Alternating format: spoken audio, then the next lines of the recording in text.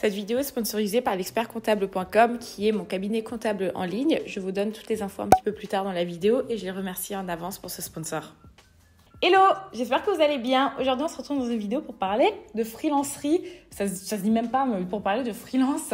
Ça fait pas longtemps que j'ai pas fait une vidéo où je vous parlais de mon métier, où je vous parlais un petit peu d'administratif et ce genre de choses. Je vous avais demandé sur Instagram il y a quelques temps de me poser des questions par rapport à mon métier et je me suis pas attendue à en avoir autant. Et je me suis dit, au lieu de faire des stories qui, ma foi, sont peut-être trop réductrices pour parler de sujets assez sérieux, autant faire une vidéo où je réponds à vos questions. Là, j'ai vos questions qui sont devant mes yeux. Je vais les sélectionner au fur et à mesure de la vidéo et on va commencer de suite. La question qui est le plus revenue, c'est vraiment celle qui revient le plus en ce moment, c'est comment se passe l'administratif quand tu es à l'étranger? Déclares-tu toujours en France? Alors oui, je déclare toujours encore en France. Pour vous expliquer un petit peu ma situation, pour le moment, je n'ai pas du tout de statut de résidente en Allemagne, pour l'unique raison que, laissez-moi le temps.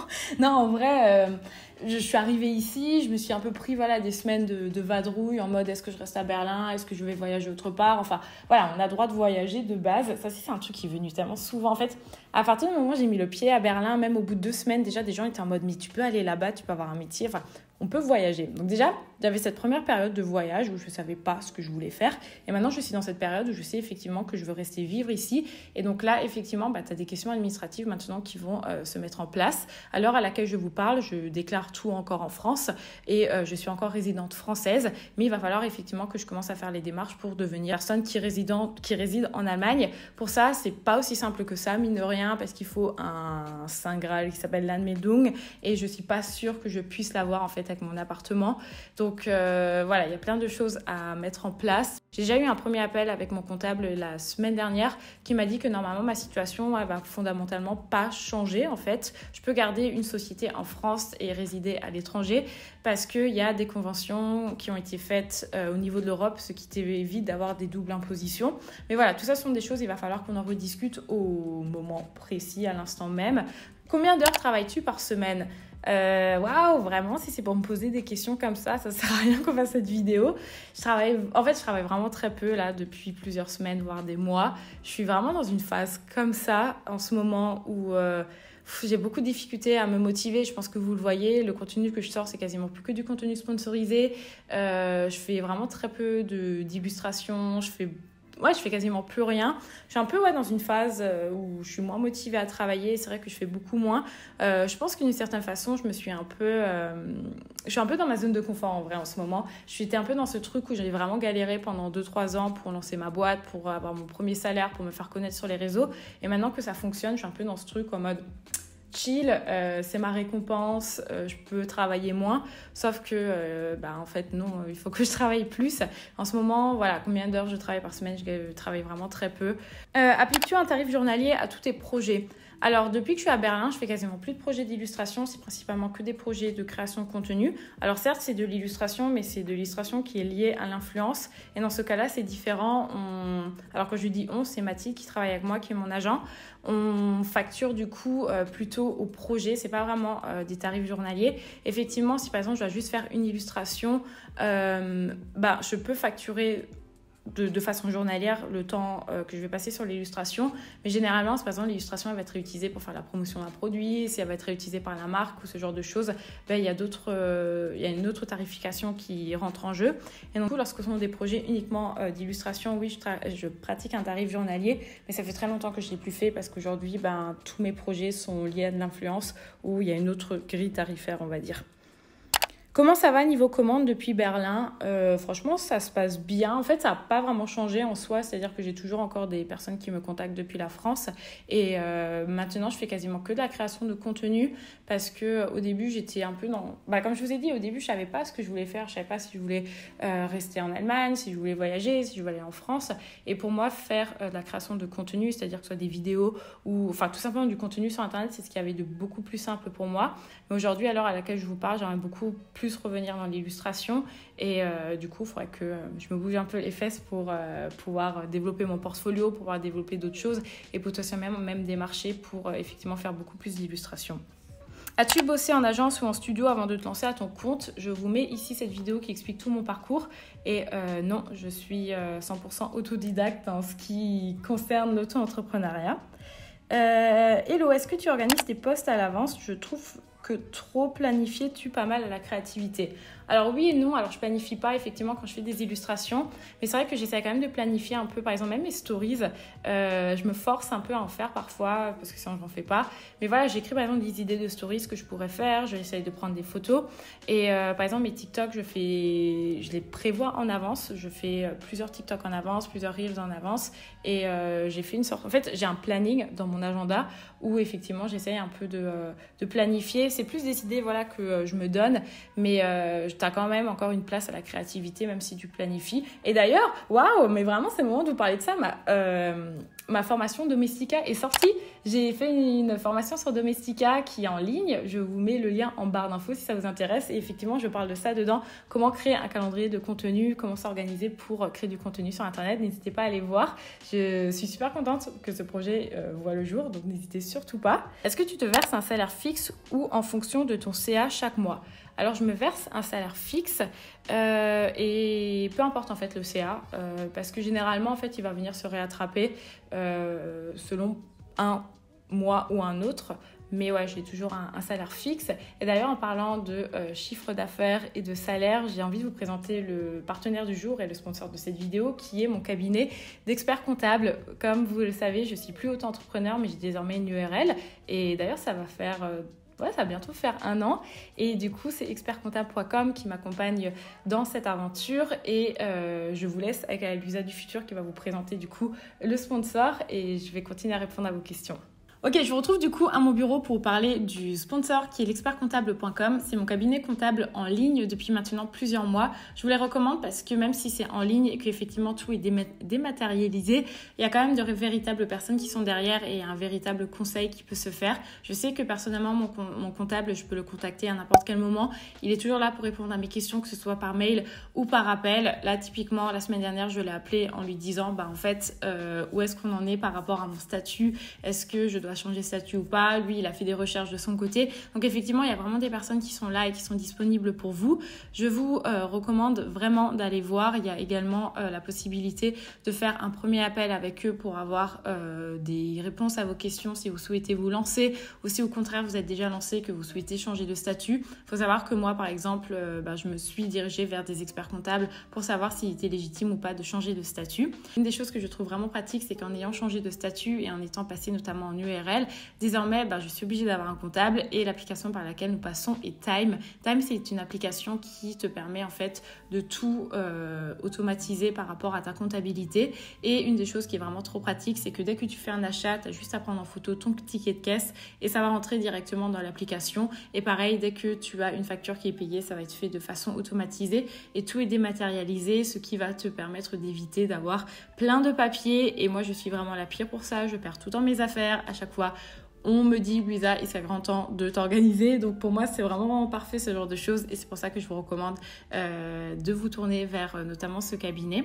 Vraiment, ils sont hyper réactifs au niveau de vos questions, au niveau de, de la comptabilité d'un point de vue général. Moi, j'en suis vraiment très satisfaite. Corentin, si jamais tu regardes cette vidéo, c'est mon comptable. Merci pour tous les conseils. Merci pour l'accompagnement que tu me proposes au sein de ma société et c'est vraiment un gros plus. Je vous recommande très vivement d'aller voir ce qu'ils font. Je vous mettrai en barre d'infos, évidemment, le lien pour découvrir leurs services et n'hésitez pas à les contacter si vous avez des idées de projets, que vous souhaitez changer de statut, que vous souhaitez vous lancer à votre compte. Je pense que ce sont les personnes idéales qui pourront vous conseiller. Sur combien de projets payés bosses-tu environ par mois ? Alors il y a une différence entre vraiment les sirènes à Berlin, c'est un délire. Alors il y a vraiment une différence entre les projets sur lesquels je bosse qui sont pas encore sortis et les projets qui sortent. Très souvent je bosse sur beaucoup de choses que vous voyez pas et en fait ça sort par exemple plusieurs semaines plus tard, mais du coup je dirais que je bosse à peu près sur 2 projets payés par mois à peu près, grosso modo. Est-ce que tu serais arrivée à être indépendante financièrement sans ton agent ? Oui, j'ai été indépendante financièrement avant qu'elle vienne me contacter, mais par contre, je pense que j'aurais pas mis un pied aussi important dans la création de contenu, dans l'influence, et surtout, je n'aurais pas eu accès à des budgets qui aujourd'hui respectent mon temps de travail, parce qu'avant, je savais tout simplement pas me vendre. Tu es payé dès le contrat signé ou quand le projet est validé, terminé. Ça va dépendre du projet. Pour ce qui est d'illustration, je demande un acompte. Et généralement, en influence, il n'y a jamais d'acompte. En fait, je n'ai jamais eu de projet, je crois, où j'ai été payée en avance. À part des projets où c'est par exemple sur plusieurs milliers d'euros qui sont des grosses campagnes, où effectivement, on peut demander dans ce cas-là un acompte. Mais la plupart du temps, je suis toujours payée une fois que tout est terminé et que la campagne a été mise en place. Est-ce que tu te sens appartenir à une communauté d'illustrateurs ? Honnêtement, ouais, je trouve qu'Instagram c'est incroyable pour ça et je ne mettrai jamais assez en avant, mais il y a tellement de gens. C'est vraiment hyper simple, je trouve, de faire partie d'une communauté sur Instagram sans forcément, sans forcément le verbaliser. Tu sais, moi, je n'ai pas l'impression de faire partie d'un groupe où j'écris tous les jours aux mêmes copines ou ce genre de choses, mais d'un point de vue général, je sais que lorsqu'on parle par exemple d'illustratrices françaises sur YouTube, je suis toujours citée avec les mêmes personnes. Moi, pareil, je cite toujours les mêmes personnes plus ou moins dans mes vidéos. Sur Instagram, je commente toujours un peu chez les mêmes personnes. Enfin, je trouve que tu as quand même une sorte de groupe et même au-delà de ça, je trouve qu'il y a vraiment ce truc de sororité sur Instagram dans le milieu de l'illustration française qui est assez fort et pour ma part, j'ai la sensation d'en faire partie. Et n'hésitez pas à me dire en commentaire, vous... je serais hyper curieuse, n'hésitez pas à répondre à ces questions. Est-ce que vous avez la sensation de faire partie d'une communauté ou pas ? Que ce soit une communauté physique ou une communauté virtuelle, je serais hyper curieuse d'avoir votre ressenti par rapport à ça. Comment fais-tu pour avoir des partenariats ? Tout simplement en créant du contenu sur Internet. Je crée du contenu depuis des années. J'ai publié ma première vidéo YouTube. Alors peut-être pas ma première vidéo YouTube... si je publiais ma première vidéo YouTube il y a des années, mais ma première chaîne YouTube que j'ai vraiment pris sérieusement en compte, que j'ai appelée d'ailleurs Ectomorph, je crois que je l'ai débuté en 2014. Donc du coup, ça va faire 8 ans que je publie du contenu et du coup, je charbonne, je publie et c'est comme ça que mon travail était repéré par des partenaires et je suis hyper contente parce que j'ai eu l'occasion de bosser avec plein de marques et bosser sur des projets qui étaient vraiment cool et j'espère que ça continuera. Et enfin, la dernière question que vous me posez sans cesse, et elle va vous étonner, mais oui, on me la pose tout le temps. Est-ce que je dois vraiment y répondre ? Honnêtement, c'est combien gagnes-tu par mois ? La question du salaire revient tout le temps et je ne sais pas comment me positionner par rapport à ça parce que je sais que plein de gens n'ont pas un rapport sain à l'argent, j'allais dire à l'alcool, pas du tout. Oui, beaucoup de gens n'ont pas non plus un rapport sain à l'alcool. En tout cas, beaucoup de gens n'ont pas un rapport sain à l'argent Et en fait, je sais pas comment me positionner par rapport à ça, tu sais. Pour moi, il y a beaucoup de gens qui me posent cette question, qui est toujours accompagnée par un « j'aimerais savoir combien tu gagnes parce que ce métier m'intéresse ». Et du coup, le premier conseil que je peux vous donner, c'est si vous souhaitez vous lancer en tant que freelance dans l'illustration, dans la création de contenu, parce que vous êtes intéressé par l'argent, ne le faites pas les gars, c'est hyper compliqué. Moi, j'ai passé 3 ans sans avoir de vrai salaire. La création de contenu, avant que tu te fasses repérer sur les réseaux sociaux, mon gars, c'est hyper compliqué. Enfin, moi, aujourd'hui, j'ai 50 000 personnes qui me suivent sur mon Instagram, mais je charbonne depuis des années, et mes statistiques, elles n'ont jamais aussi peu augmenté qu'au cours des dernières années, parce que c'est dur, parce qu'il y a plein de gens qui sont là, parce qu'il y a des gens qui sont meilleurs que moi. Et donc, du coup, se dire que voilà, moi, ma seule motivation, c'est l'argent pour me lancer dans ce métier. Franchement, le faites pas, tu vois. Même si aujourd'hui, je te dis que je gagne 5 000 € par mois, je pense vraiment pas que c'est un truc qui devrait t'attirer parce que c'est hyper dur. Et ensuite, vraiment, ouais, un truc qui, moi, me dérange dans le fait de donner mon salaire, c'est que j'ai pas forcément envie que votre regard par rapport à mon travail vienne changer selon la rémunération que je vais vous donner. Je sais pas, admettons, je vous dis que je gagne très peu, il y aura plein de gens qui se diront « oh là là, faut que j'assoutienne sur Patreon ». Au contraire, je dis que je gagne trop. Il y a plein de gens qui vont se dire « ah bah putain, voilà, faire 2-3 dessins sur Insta, ça rapporte bien ». Enfin voilà, je suis un peu dans ce truc où, j'ai pas envie que voilà, votre regard sur moi, sur mon travail change par rapport à ma rémunération. Mais effectivement, je vais y répondre et je vais absolument pas me mouiller et plein de gens vont me détester par rapport à ça. Je vais y répondre parce que ma rémunération ne définit absolument pas réellement ce que je dépense dans le mois. Mais étant donné que j'ai une URL, j'ai plein de frais personnels que je peux faire passer en frais pro, comme par exemple lorsque je vais me prendre un matcha latte hors de prix dans un café, je peux le faire passer en frais pro en fait tout simplement. Et donc du coup c'est un petit peu triché plus ou moins, j'ai envie de vous dire. Et si vous posez la question, je me verse un SMIC maintenant tous les mois depuis que je suis en URL. Je suis en URL depuis août. Du coup de août à décembre, je m'étais pas versé de salaire parce que je voulais me constituer une trésorerie. Et j'ai eu du mal avec ma trésorerie. Ouais, et en janvier, à partir de janvier, je me verse un salaire d'un SMIC, c'est un SMIC, voilà, tous les mois. Et voilà, je sais pas quoi vous dire d'autre, mais une fois de plus, c'est pas représentatif de ce que je gagne. La vraie question aurait été, quel est ton chiffre d'affaires mensuel? Mais ça, voilà, enfin, franchement, je vais pas me justifier. Je trouve que je partage beaucoup de choses et que, en vrai, ça regarde que moi.